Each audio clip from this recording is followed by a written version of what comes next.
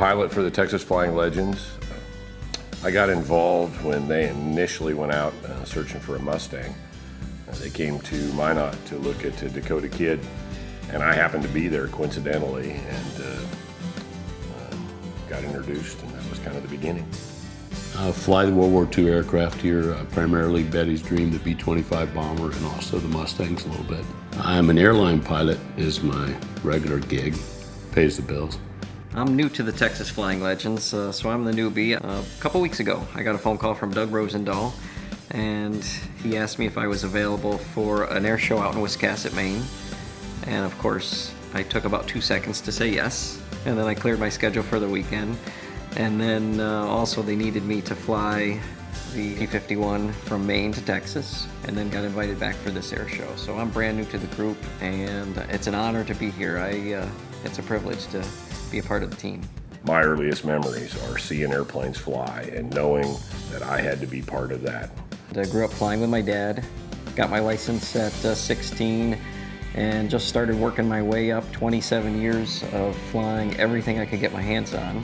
When I was 10 years old, I went to Disneyland and saw an exhibit there that changed my life. I saw an airplane in the O. Kennedy exhibit fly across the amber waves of grain, and I spent the rest of my life chasing that vision. I've been flying since I was a little kid. You met my dad, he taught me to fly when, I was 2 years old, I was in the seat already. Soloed on my 16th birthday, so I've been flying pretty much my whole life. Through my family and some partners, we were able to acquire a P-51, and I started flying air shows with that, met up with Doug, and several years of flying with him, and got the invitation to come here. It's a good gig. I'm very fortunate that I get to go do something that I enjoy doing, and it's also my employment and work. It's not like I have to go do a 9-to-5 job, and we got the best office view of the world looking out the window. The mission of the museum has kind of evolved from its beginning was let's get some airplanes and go out and have some fun with some cool airplanes to let's figure out how we can use these airplanes to tell the story of freedom and what they represent and why we live free. You can go to museums all over America and you can see airplanes that are, painted up with a paint job and slowly corroding back to bauxite. We need those airplanes on static display sitting in the museum. That serves a purpose, but seeing an airplane sitting there with a storyboard in front of it doesn't really tell the story. When you see one of these airplanes that's alive and get to hear it and smell it and see what it looks like in flight, it's a much different experience. We'll have 50,000 people here today at Wings Over Houston, and I see them coming through the gate out there. There's a lot of young people, and it makes an impression on them. They don't realize how visceral it is when that engine starts up and rumbles and the smoke comes out of there. I mean, you're breathing life in an inanimate object. I mean, it shakes and rumbles, and you can smell it and see it and smoke and everything, and that's incredible. It's a very different experience than walking up and seeing an airplane on display in a museum. And as far as the personal contribution we make with our time, I consider it a privilege to be able to do this. It's my passion. Sharing these World War II aircraft is really important for the story that we tell about the guys that flew them during the war, but also it's pretty cool flying the airplanes. I mean, there's some very, very special airplanes and very few people get to do it. So we try to minimize the risk by briefing well, and we're not getting shot at like the guys were in the war. We make it look like there's bombs going off, but that's just pyro, so there's not a lot of risk with that, and we try to operate the aircraft realizing that they're special, they're rare, and we don't take chances. We don't fly in bad weather, and we keep the risk to a minimum. And I think it's certainly worth it to get the planes out in front of the people.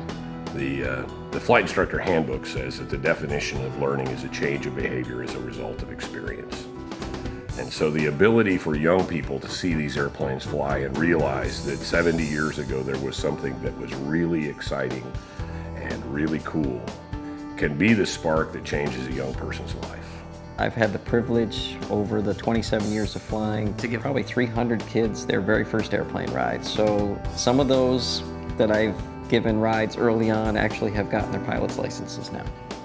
Well, just geographically, I mean, we move these planes all over the country, and it's great. You stop at some little town in the Midwest, you can't go anywhere in these airplanes without people coming out to the airport and seeing them. And my uncle did so-and-so, or in some cases that a fellow will come out in a wheelchair. Or you'd be surprised at the number of people actually come out to the airport when we land. and it's unannounced just because they hear the rumble of these engines. It reminds them of old times.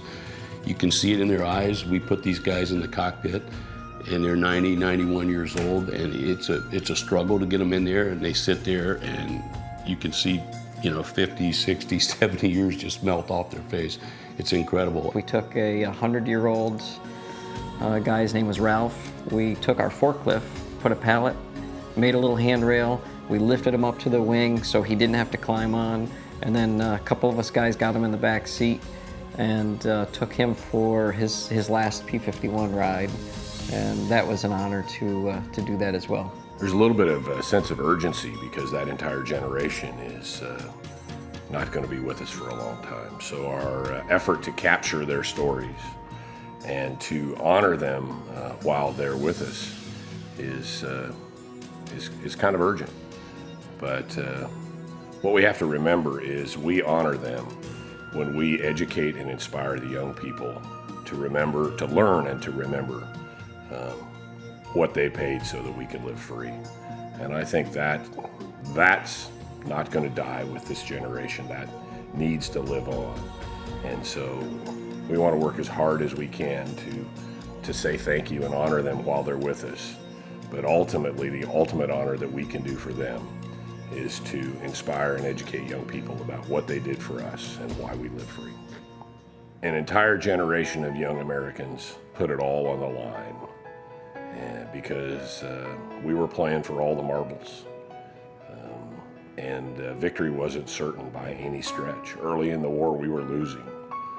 Had we not been victorious in World War II, the world would be a very much different place. So that generation gave everything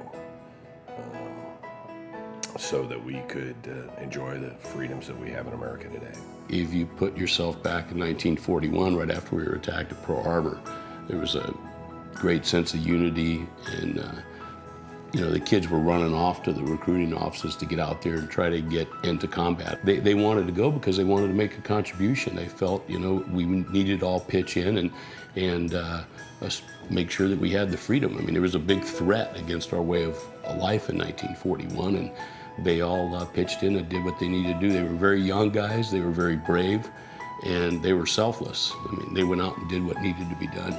A lot of kids don't realize what World War II was about. I don't think they realize the sacrifice. Just, nowadays, if you need something, you go down to your local store and you buy it, where back then there was some real sacrifice that I don't think the kids today appreciate or know a whole lot about. At home, everybody was involved. Everybody was committed. It was rationing of gasoline. There were no tires. I've heard a story in the entire duration of World War II, there were 160 civilian cars sold in America. It's kind of hard to imagine at this time. So everybody was all in. Everybody was committed. There was a clearly defined, widely held objective, and that was to overcome tyranny.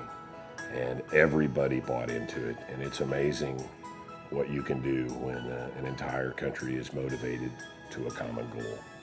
My philosophy in life is if I could just do 10% more than the average guy every day, just 10%. It's not like I gotta be twice as good, or just 10% more, 10% better than the average guy. It gets you to that goal or to that level that you wanna be.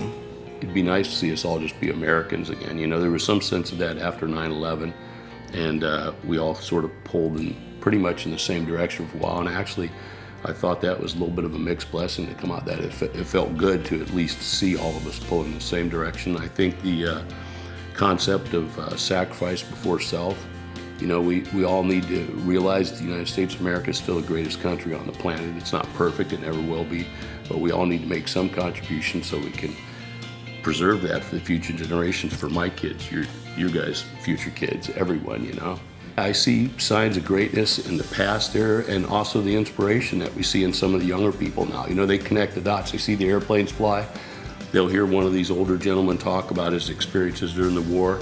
And I think we have an impact. I think as an organization, the Texas Flying Legends Museum, we've got excellent support, and they believe in the mission. We're building the organization to try to have a larger impact. as far as education, inspiration of youth.